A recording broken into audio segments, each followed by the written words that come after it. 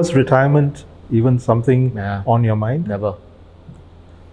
So I mean, shoot till you drop. if you ask a creative person, generally, you ask a singer, "You gonna retire?" Right? I mean, it's a different mindset, I find, and especially for creative people. You know, we don't consider work; it's work. That's our 9 to 5. That's our work.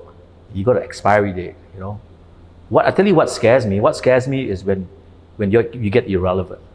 That scares me, and that because of that, it pushes me to keep creating every single time, you know, and pushing myself and trying to find new subjects and trying to reinvent the wheel or just come up with different ideas. That scares me more because when suddenly you're no more in demand. I think every artist feels they feel this way, right? When you get one album out, you're so scared no one's going to buy the second album, the third, the fourth, the fifth, and then your career is, you know, in the dumps. So for me, the pressure is on myself, not from other people. That because they expect something great every time they see your picture, right? Or they see the work from you. That's a lot of pressure in itself. So that it's never been like, oh, at this age I'm going to stop shooting because I love shooting. I'm going to shoot for the rest of my life. That's all I know. I mean, that's the only thing I know about, you know, what to do since I was 16. You know, I mean, it's like you say, like a guy that plays guitar. You know, you're going to ask him when he's going to retire. Usually, no. I mean, they never put an expiry date on it, right? You know, all the great musicians or the singers, they just could be doing that because that's what brings so much happiness to you and that's what you love. What's your greatest fear about growing old? No, I mean, the thing, like I say, the irrelevance. The irrelevance. Not your own physical. No, I mean, it's like situation. You take it as it comes. You know, you do the best you can, but you know, you just manage as best as you can. I mean, that's all I can say. You just whatever it takes.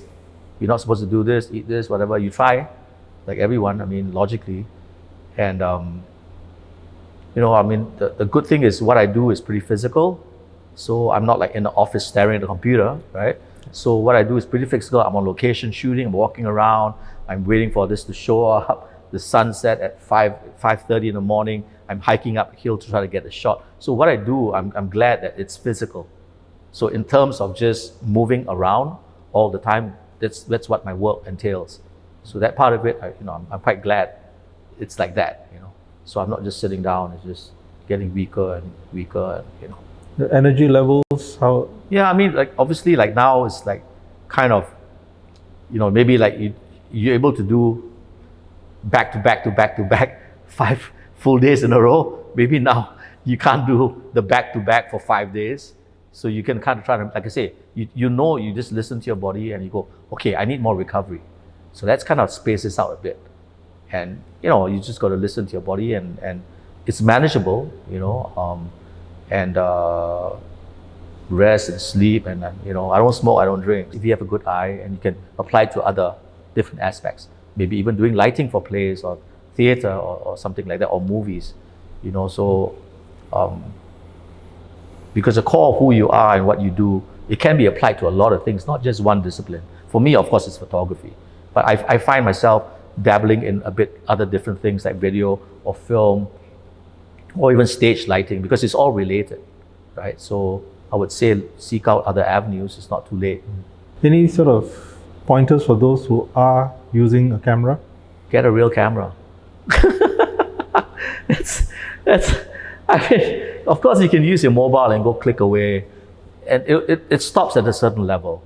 But that's, of course, a good intro. But if you really want to dabble in photography, get a DSLR.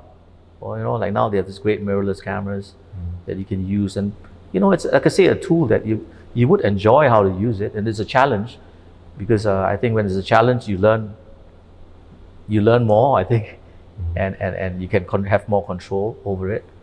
You know, I mean, I'm not saying using a mobile phone is bad. That's easy because it's in your pocket and you go about doing that. And some people enjoy doing that. They don't want to lug this camera around for the rest of their lives, like me, you know. But you really want to dabble in photography, I think just get yourself a simple mirrorless camera and play around with it.